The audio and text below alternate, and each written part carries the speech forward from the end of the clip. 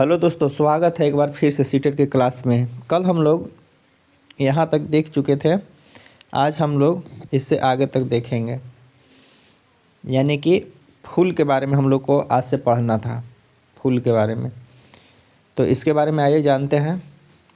ये सब जो फूल के प्रकार है, कचनार के फूल जो यूपी में प्रसिद्ध है, केले के फूल जो केरल में प्रसिद्ध है, सहजन के फूल महाराष्ट्र में प्रसिद्ध है। तो ये सब के सब्जी बनाया जाता है, ये सब फूल के सब्जी बनाया जाता है। क्वेश्चन पूछा जाता है कि सहजन के फूल के सब्जी किस राज्य में बनाया जाता है, तो महाराष्ट्र में हो जाएगा। उसी प्रकार केले के फूल की सब्जी किस राज्य में बनाया जाता है, तो केरल में हो जाएगा। कचनार के फूल की सब्जी किस राज्य में बनाया जाता है, तो यूपी में हो जाएगा। तो ये याद रखना है। आगे है गुलदाउदी जीनिया के फूल से कपड़े रंगे जाते हैं। जो कपड़ा पर रंग होता है गुलदाउदी और जीनिया के फूल से होता है। चलिए अब आगे देखते हैं।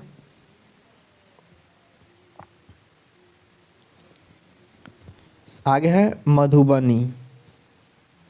मधुबनी पेंटिंग के बारे में पढ़ना है। मधुबनी पेंटिंग के बारे में वेरी इंपॉर्टेंट है, यहाँ पे लिख लीजिएगा, वेरी इंपॉर्टेंट, क्योंकि ये बार बार पूछा जाता है मधुबनी पेंटिंग के बारे में। मधुबनी पेंटिंग, तो आइए जानते हैं। मधुबनी पेंटिंग जो है मधुबनी ज़िला यानी कि बिहार के हैं, प्रसिद्ध पेंटिंग है बिहार के मधुबनी पेंटिंग। इसमें क्या होता है, घर की दीवारों पर चित्रकारी होता है, यानी कि घर की दीवार के बाहर चित्रकारी होता है। इसमें किसका प्रयोग होता है, चावल के आटे, यानी कि गेहूं के आटे नहीं, चावल के आटे पर चित्रकारी किया जाता है। चटक रंग द्वारा इसमें मिलाकर किया जाता है।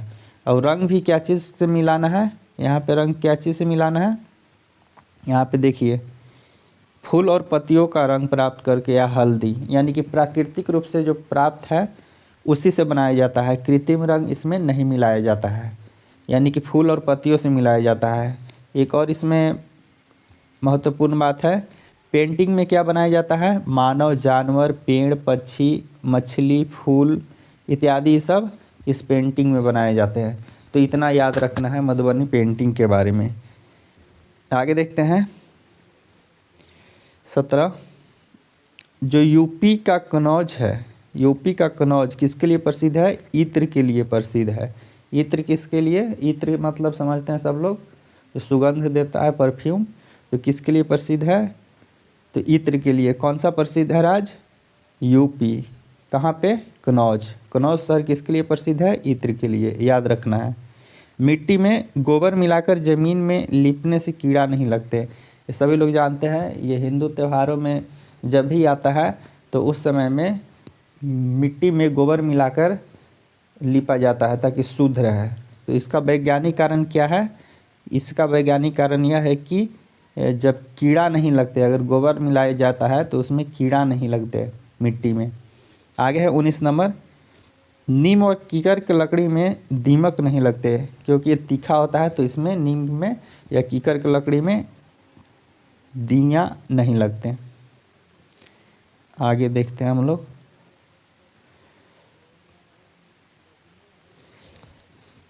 बीस नंबर है गाजी खान, इस स्थान के नाम है। गाजी खान कहाँ पे पड़ता है, तो पाकिस्तान में पड़ता है। सोहन गाँव कहाँ पड़ता है, तो हरियाणा में पड़ता है। वेलकनिका गांव कहाँ पड़ता है, कर्नाटक में पड़ता है। नलमंडा गांव कहाँ पे पड़ता है, आंध्र प्रदेश में पड़ता है। बाजार गांव महाराष्ट्र में पड़ता है। कक्कड़ परेड गांव कहाँ पड़ता है, महाराष्ट्र में। मुख्तारपुर कहाँ पड़ता है, आंध्र प्रदेश में।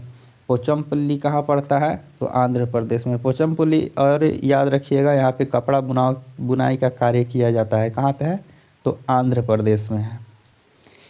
अब यहाँ पे व्यक्ति के बारे में एक दिया है, जीजू भाई बघेला, यानी कि जीजू भाई बघेला क्या थे, तो वो एक लेखक थे। जीजू भाई बघेला क्या थे, वो एक प्रकार वो प्रसिद्ध लेखक थे। क्या लिखते थे, तो बच्चे के स्तर के मज़ेदार कहानी और पत्र लिखते थे। ये बच्चा के लिए लिखते थे, मज़ेदार कहानियाँ लिखते थे और पत्र भी लिखते थे बच्चों के लिए। चलिए पक्षी के बारे में यहाँ पे हम लोग जान जाते हैं। आगे चलिए यहाँ पे पक्षी के बारे में दिया है, सबसे पहले पक्षी है कलचिड़ी। कलचिड़ी एक प्रकार का पक्षी है जो इंडियन रोबिन के नाम से भी जाना जाता है, जो पत्थरों के बीच में घोंसला बनाती है। यानी कि पत्थर के बीच में, दो पत्थर के बीच में कौन सा पक्षी घोंसला बनाता है? तो कलचिड़ी। क्या चीज़ के? इसमें घास से बना होता है, ऊपर टहनी, छोटे छोटे टहनी, जड़, ऊन, बाल, रुई इत्यादि का प्रयोग इसमें किया जाता है। इसमें क्वेश्चन आता है किस घोंसला में रुई, बाल, ऊन, जड़ और घास का प्रयोग होता है? तो कलचिड़ी। कलचिड़ी अपना घोंसला बनाती है इस प्रकार से। आगे है कौवा के बारे में देखना है। देखिए, घोंसला में लोहे के तार, अगर लोहे के तार घोंसला में मिलता है तो कौवा के मारना है टिक। और लकड़ी की शाखा, यानी कि लकड़ी के टहनी भी मिल जाता है तो छोटा छोटा, तो कौवा के एथी में। और इससे एक और आता है कि कौवा जो है पेड़ के सबसे ऊपरी टहनी पर अपना घोंसला बनाती है कौवा। आगे पढ़ना है कोयल। कोयल कौवा के घोंसला में अंडा देती है। कहाँ पे अंडा देती है कोयल? कोयल कौवा के घोंसला में। कभी कोयल जो है अपना घोंसला नहीं बनाती, वो जब भी अब अंडा जब देने का समय आता है तो वो कौवा के घोंसला में अंडा देती है। अब आगे पढ़ना है पाख्ता के बारे में। तो कैक्टस के कांटों के बीच में यह घोंसला बनाती है। कैक्टस के कांटों के बीच में कौन सा पक्षी घोंसला बनाता है? तो फाख्ता। और मेहंदी के दाढ़ी में, यानी कि मेहंदी के डाढ़ पर कौन सा पक्षी घोंसला बनाता है? तो पाख्ता, याद रखना है। गौरैया।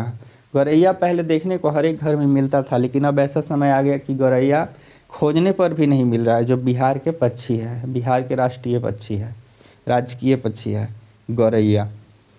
तो ये कहीं भी घोंसला बना लेती है, अलमारी, जैसे कि अलमारी, छत, आईने या आईने के पीछे, तो ये कहीं पे घोंसला बना लेती है। और एक कबूतर है, तो कबूतर भी इसी प्रकार से घोंसला बनाती है जैसे गौरैया बनाती है। आगे है बसंत गौरी। बसंत गौरी, यह इसके बारे में देख लेते हैं। पेड़ के तने में छेद बनाकर, देखो यह क्या है, यह पक्षी छेद बनाकर घोंसला बनाती है। कौन? बसंत गौरी। क्वेश्चन आता है कि बसंत गौरी के बारे में निम्नलिखित कथन में से विचार करें और सत्य कथन को चुनें। तो उसमें से याद रखना है कि पेड़ के तने में छेद बनाकर घोंसला कौन बनाती है? तो बसंत गौरी। यह अंडे रखती है, इतना याद रखना है।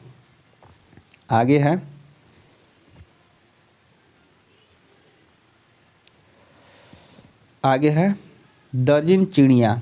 यह देखिए, पत्तों को सीकर, यहाँ दर्जिन, दर्जिन क्या करता है? सीता है। दर्जिन से यहाँ दर्जी क्या करता है? सीता। यहीं से इसका आंसर निकल रहा है कि दर्जिन चिड़िया जैसे ही आएगा तो पत्ते के सीकर अपना घोंसला बनाती है और उसी में अंडा देने का काम करती है। और एक और इसमें है पत्र, इसमें हाँ, इसी में अंडा देने के तैयार करती है। तो इतना याद रखना है। कौन सा पक्षी ऐसा है जो पत्ती को सीक कर, यानी पत्तों को सीक कर के अंडा देती है? तो दर्जिन चिड़िया। शक्कर खोड़ा। शक्कर खोड़ा के बारे में हम लोग जानते हैं, पेड़ झाड़ी पर लटकता घोंसला। क्वेश्चन आता है कि लटकता हुआ घोंसला पेड़ या झाड़ी पर कौन से पक्षी बनाता है? तो शक्कर खोड़ा। इसमें भी क्या मिलता है? बाल, रुई, छाल, कपड़े इत्यादि इसमें भी देखने को मिलता है, तो शक्कर खोड़ा के। चलिए आगे है भीवर पक्षी। भीवर पक्षी के बारे में हम लोग जानते हैं। तो क्या होता है कि नर भीवर पक्षी जो है अपना घोंसला बनाती है। नर जो भीवर पक्षी अपना घोंसला बनाते हैं और जो मादा पक्षी जो रहती है वो घोंसला को देखती है कि कौन सा घोंसला अच्छा है, कौन सा घोंसला हमारे रहने योग्य है। और जब देख लेती है कि यह घोंसला, नर पक्षी बहुत सारा घोंसला बना दिया, और मादा पक्षी क्या है कि वो देखती है घोंसला में कि कौन से घोंसला में रहने की आवश्यकता है, कौन कंफर्ट है हमारे लिए, तो उस घोंसला में रहती है और बाकी सबको छोड़ देती है। आगे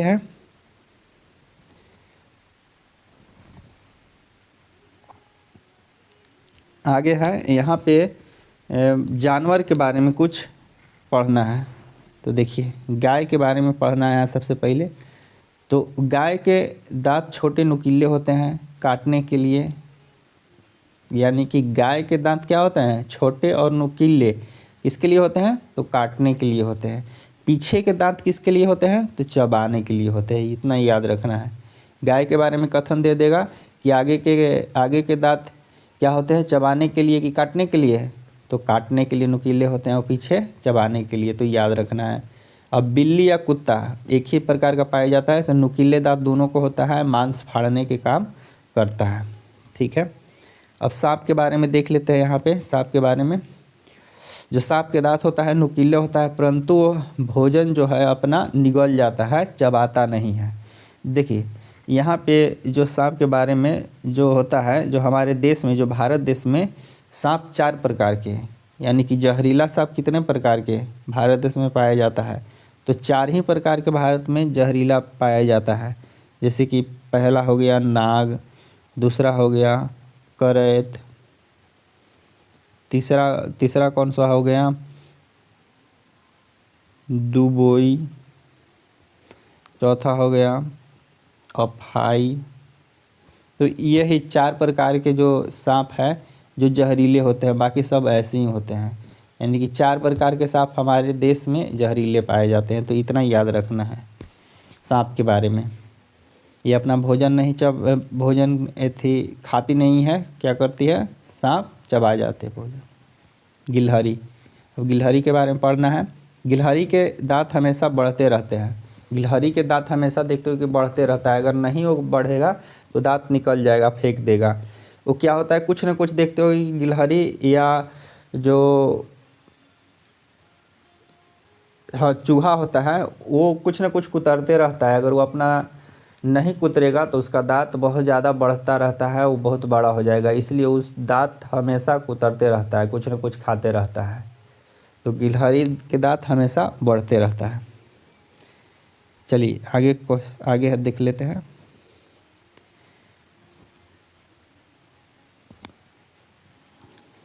चलिए, आंध्र प्रदेश का पोचमपल्ली जिला जो मुख्तारपुर गांव है, यहाँ क्या क्या प्रसिद्ध है इसके बारे में थोड़ा सा पढ़ना है। ज़िले में अधिकतर बुनकर परिवार रहते हैं। किसमें, मुख्तारपुर में सबसे ज़्यादा क्या है, यहाँ ज़िले में पोचमपल्ली में बुनकर परिवार रहते हैं। बुनाई को ही पोचमपल्ली कहा जाता है। यहाँ पे क्या, खिलौना इत्र भी बनता है, चटाई भी बनता है। यहाँ मुख्य पेशा क्या है, चटाई, बुनकर मतलब चटाई बनता है यहाँ पे सबसे ज़्यादा। चलिए यहाँ पे कुछ महत्वपूर्ण फैक्ट है जो जान लेते हैं। कुल्लू किसके लिए प्रसिद्ध है, तो साल के लिए प्रसिद्ध है। आगे है मधुबनी किसके लिए प्रसिद्ध है, तो पेंटिंग के लिए प्रसिद्ध है मधुबनी। असम किसके लिए प्रसिद्ध है, रेशम के लिए प्रसिद्ध है। कश्मीर किसके लिए प्रसिद्ध है, कढ़ी के लिए, कढ़ी चाय जो होता है उसके लिए प्रसिद्ध है कश्मीर। तो इतना ही याद रखना है। अब आगे पढ़ना है थोड़ा सा चींटी के बारे में। तो चींटी क्या है, सूंघकर एक दूसरे के पीछे चलती है। चींटी क्या है, एक दूसरे के पीछे सूंघकर चलती है। तभी देखे होंगे कि लाइनें से चींटी चलता है, भटकता नहीं है। एक के पीछे एक हजारों चींटी चलते हैं, लाइन से चलते हैं। तो क्या, सूंघकर वो चलते हैं। मच्छर के बारे में देख लेते हैं। पैरों की गंध व शरीर की गर्मी से हमें ढूंढ लेते हैं। मच्छर किससे ढूंढ लेते हैं, पैर की गंध और शरीर की गर्मी से ढूंढ लेते हैं हमें मच्छर। सांप के बारे में देख लीजिए। बाहरी कान नहीं होते हैं, ज़मीन पर कंपन से महसूस होते हैं। और भारत में 4 प्रकार के जहरीले सांप पाए जाते हैं जो हमने बताया है। रेशम कीड़ा, देखिए ये कई किलोमीटर दूर से ही अपना गंध से फीमेल कीड़े को पहचान लेती है। कि कौन, रेशम कीड़ा। बाघ के बारे में यहाँ पे, टाइगर के बारे में हम लोग यहाँ देख लेते हैं। अंधेरे में हमसे 6 गुना अधिक देख सकता है। बाघ जो है अंधेरे में हमसे कितना गुना अधिक देखेगा, 6 गुना अधिक देखेगा बाघ हमसे, इतना इसमें ताकत है। हवा के कंपन से ही मूंछों द्वारा कंपन भाप लेता है, यानी कि हवा के जो कंपन रहता है उसी से भाप लेता है अपना शिकार कि कहाँ पे है, कैसा है, कब अटैक करेंगे, ये सब जान लेता है। और इसके बारे में गुराना, बाघ का जो गुराना, गरजना जिसको बोला जाता है, वो कितना किलोमीटर? 3 किलोमीटर तक सुना जा सकता है। बाघ का गुराना 3 किलोमीटर दूर तक सुना जा सकता है। तो इतना बात याद रखना है बाघ के बारे में। चलिए आगे देखते हैं। जानवर, हर चीज़ को सफ़ेद व काले रंग में देखते हैं, यानी कि ब्लैक एंड वाइट में, उसको रंगीन नहीं दिखाई देता है कोई कि काला, हाँ लाल पियर हरियर बुल्लू। तो जानवर हर चीज़ को किस रंग में देखते हैं? काले और सफ़ेद रंग में। स्लॉथ के बारे में पढ़ना है, स्लॉथ के बारे में। यह भालू जैसा जीव है। क्या देखने में कैसा है? भालू जैसा है।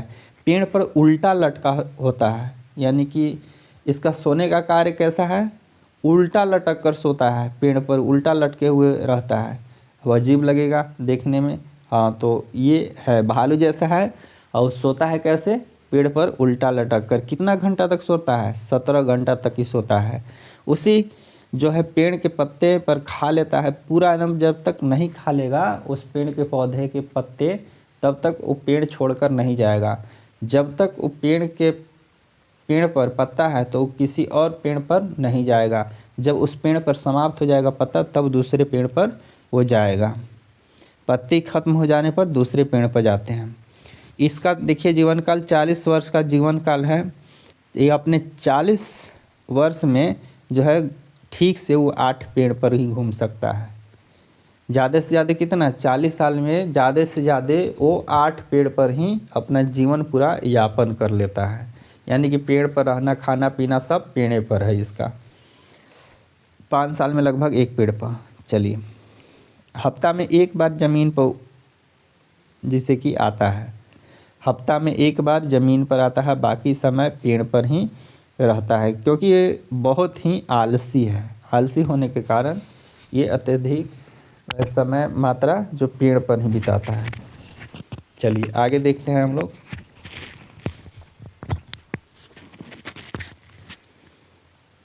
लग रहा है वीडियो थोड़ा सा लंबा हो रहा है,